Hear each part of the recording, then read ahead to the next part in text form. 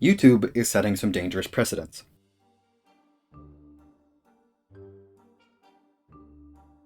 I'm sure that you've seen the Sniper Wolf drama, at least in passing as of recently. I mean, even I talked about it, and it was mostly grievances with the fact that she's a lazy content creator. I mean, I've said it before, but to quickly reiterate, her content is just stealing and shouldn't be promoted like it is, and that's an opinion I believe most reasonable people would share. So how does this opinion end up with a popular YouTuber getting doxxed by her?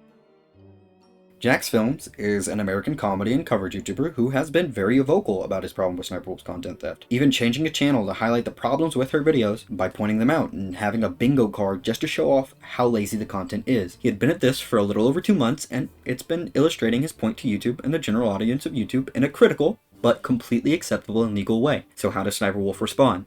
By fixing her content? No. By reaching out to him? No, by committing a crime, posting a video of his house with text saying, "Let's talk like adults," on her Instagram story to over 5 million people? Yeah, of course it's that one. This is already grounds for a lawsuit, and YouTube used to remove people for their off-platform behavior, but as of October 18th, YouTube has not even responded to this situation, and it's still kind of escalating. Almost as soon as it was posted, Jax Film sent out a tweet and showed that she not only posted it, but then deleted it and somehow doubled down and called herself a victim, stating things like, "I have no ill intentions" on another Instagram story, which is untrue because she encouraged people to look up his home address, stating that it's public. And you know it was super effective. The #1 search result for him right now is Jax Film's home. In what world does YouTube allow criminal behavior from one of their largest creators? It's something that even Instagram should be dealing with, as we've seen time and time again, doxing is incredibly dangerous.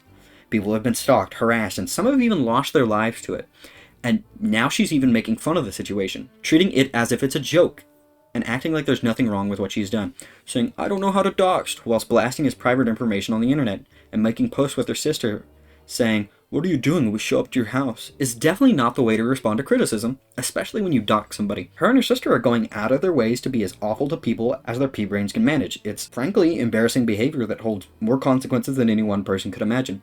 Some people are arguing that YouTube won't remove her because it takes away from their income.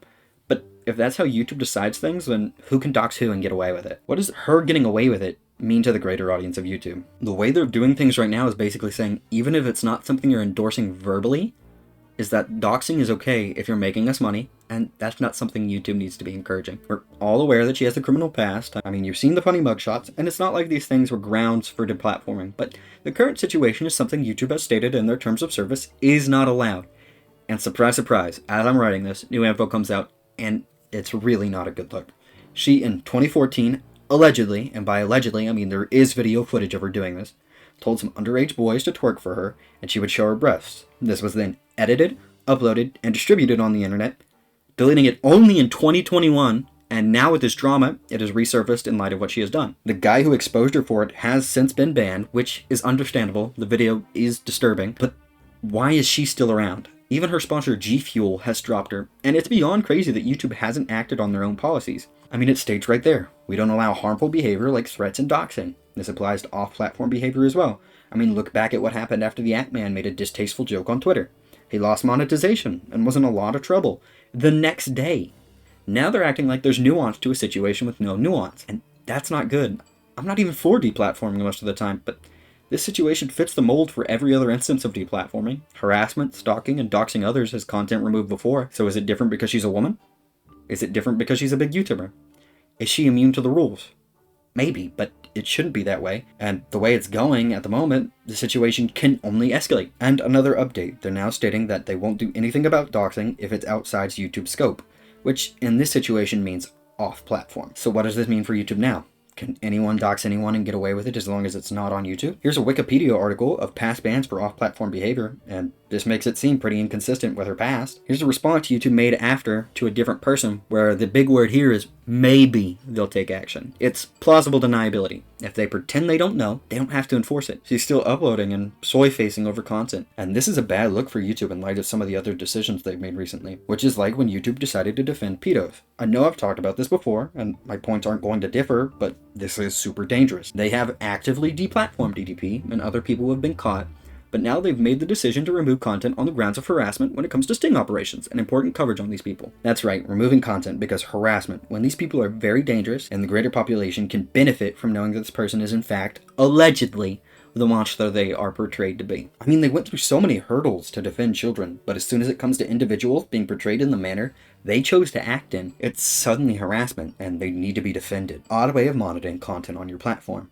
YouTube and most social media platforms are pretty awful at picking a side, and it's always on the basis of advertisers. But it's not like we don't have a funny little colored button called limited ads. If the content shouldn't have advertisements, then don't let it have advertisements. But giving people community guideline strikes on the basis of harassment is ridiculous. It's been almost 2 months. That's right, 2 months, and the content criticizing EDP is still a problem. They got community guideline strikes for a coverage of an alleged criminal caught in a sting, and now that we have another actual alleged criminal, there's been radio silence. Active defense of 2 people who have engaged in this child exploitive way, and their decisions are to defend them. Whether it's platforming them or removing content critical of them, it's happened, and it's something YouTube is doubling down on. What has to happen for YouTube to make a reasonable decision? Does someone have to get hurt? Well, no, because EDP had more victims and content criticizing him was removed. So does somebody have to die? Does someone have to die for YouTube to make a decision? Do we have to just sit idly by and let YouTube not do anything because it makes them money and helps them avoid trouble with their advertisers? Are advertisers going to be fond of having a stalker be one of the top earners? Is there something that everyone is missing? Probably not, so why hasn't YouTube done something about it? I have no idea.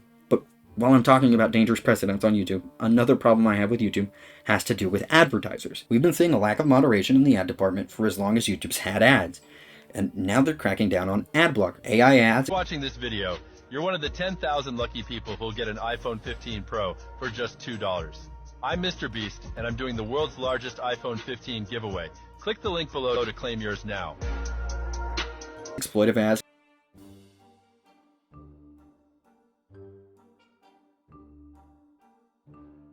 And just ads that straight up contain misinformation have been popping up in my feed all the time. And it's not like these things are hard to monitor. I mean, these stupid ads have things like free Clash of Clans gems or free coins on 2K, and they're obviously exploitive and have been on the platform forever. It's so prevalent, in fact, when I was looking into voice work, a good 25% of the jobs were doing voiceovers for these scam ads. You think YouTube would have a bot in place that would get rid of things that include, get this paid content for free by following the link in this ad. It's the same thing for these fake Mr. Beast ads where it says, get this phone for free, you're lucky if you got this ad, and then all the comments under the ad are positive. Almost like they're bots, or negative comments are being forcefully removed. YouTube has had problems with ads in the past. I mean, all you have to do is pay the money and a lot of shady things can slip into the never-ending content stream. Maybe the system is outdated, but I don't think it's unreasonable to say that if you can ignore one of your largest creators doxing somebody, you better be spending that time fixing another problem on the platform. It's crazy how much this company will do for money, and the best way to fix it is to hit them where it hurts. Their reputation. I'm not even preaching for another adpocalypse. I want the platform to be safe for people who would unknowingly fall for these ads.